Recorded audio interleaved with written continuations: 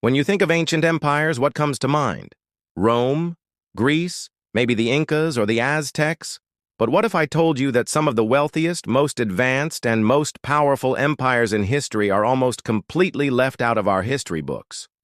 Welcome to Africa, a continent not of beginnings marked by outside contact, but of deep, rich histories forged by its own innovators, rulers, and peoples. Today, we're journeying back in time to uncover the stories of Africa's forgotten empires. We'll walk through the golden streets of Mali, stand in the shadow of the great walls of Zimbabwe, and marvel at the intricate bronzes of Benin. These aren't just ruins and relics. They're the legacies of civilizations that shaped our world in ways you've never imagined. So buckle up, because we're about to rewrite the history you thought you knew. Our first stop is the heart of West Africa, the legendary Mali Empire. In the 13th century, a visionary leader named Sundiata Keita, the Lion King, united a collection of divided kingdoms to forge one of the largest empires on earth. At its peak, Mali was larger than all of Western Europe combined, a sprawling territory rich in resources, culture, and knowledge. The empire's wealth was simply staggering, built on a foundation of gold. The mines of Bambouk and Bure produced so much gold that Mali controlled nearly half of the Old World's supply. This wasn't just stored away in vaults. It fueled a vibrant economy and funded immense cultural projects. And you can't talk about the Mali Empire without talking about its most famous ruler, Mansa Musa. In 1324, he embarked on one of the most spectacular pilgrimages in history, a journey to Mecca. His caravan was a city on the move, consisting of 60,000 men, including 12,000 attendants, all dressed in the finest silks.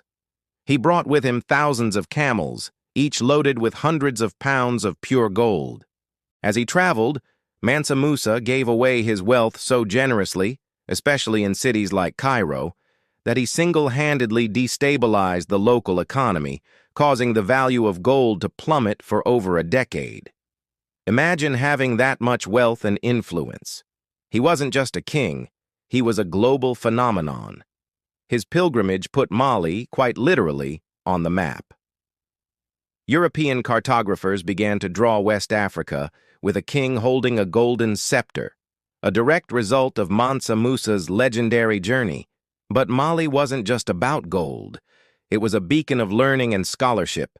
The city of Timbuktu became a world-renowned center for education, housing the great Sankore University.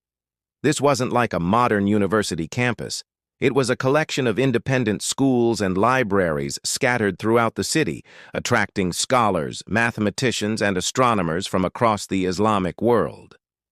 Timbuktu's libraries held hundreds of thousands of manuscripts, texts on everything from law and medicine to poetry and astronomy. This intellectual heritage was as valuable as any gold nugget, proving that the empire's wealth was matched only by its wisdom. The fall of Mali was gradual, a slow decline caused by internal disputes and the rise of neighboring powers. But its legacy of wealth, faith, and knowledge endured, a golden age that still inspires awe today. Now let's travel south, to a place shrouded in mystery and magnificent stone. This is Great Zimbabwe.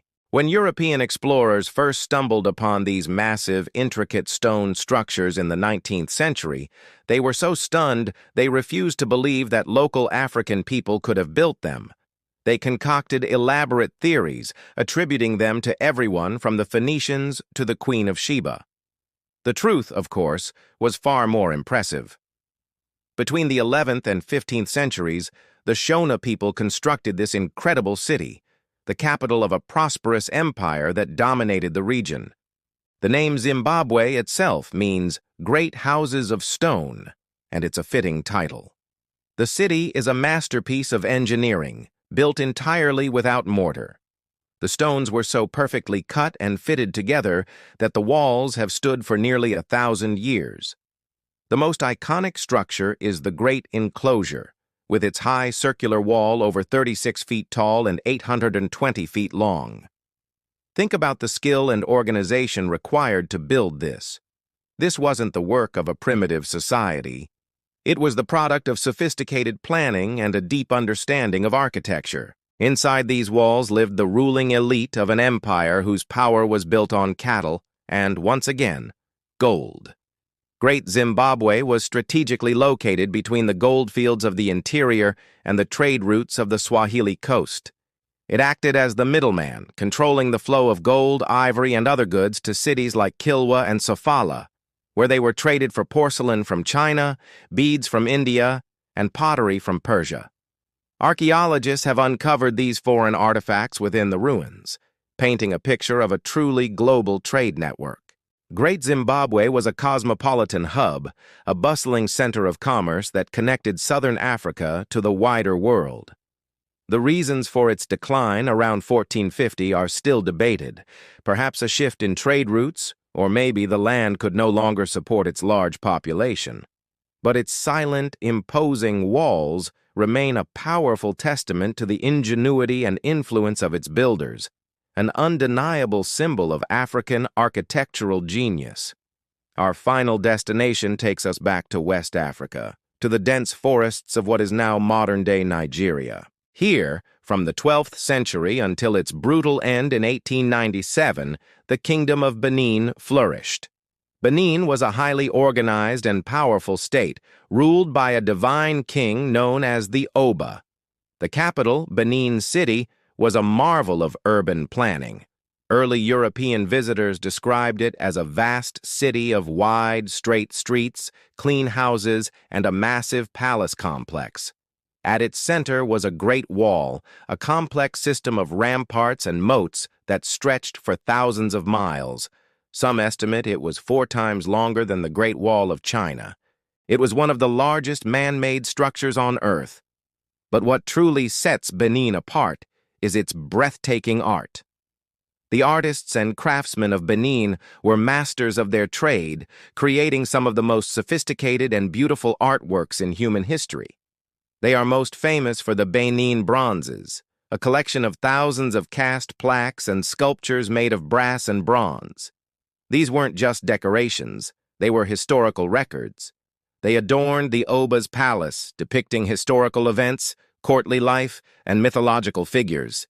Each piece tells a story, offering a window into the kingdom's politics, religion, and social structure.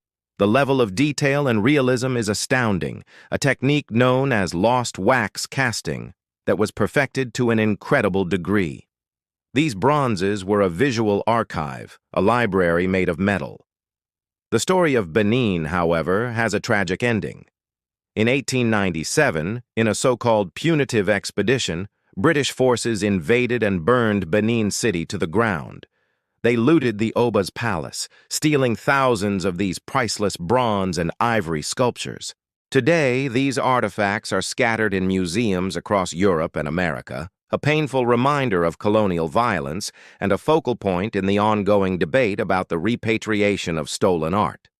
The Kingdom of Benin may have fallen, but its artistic legacy survives, a testament to a culture of incredible sophistication and a painful symbol of what was lost.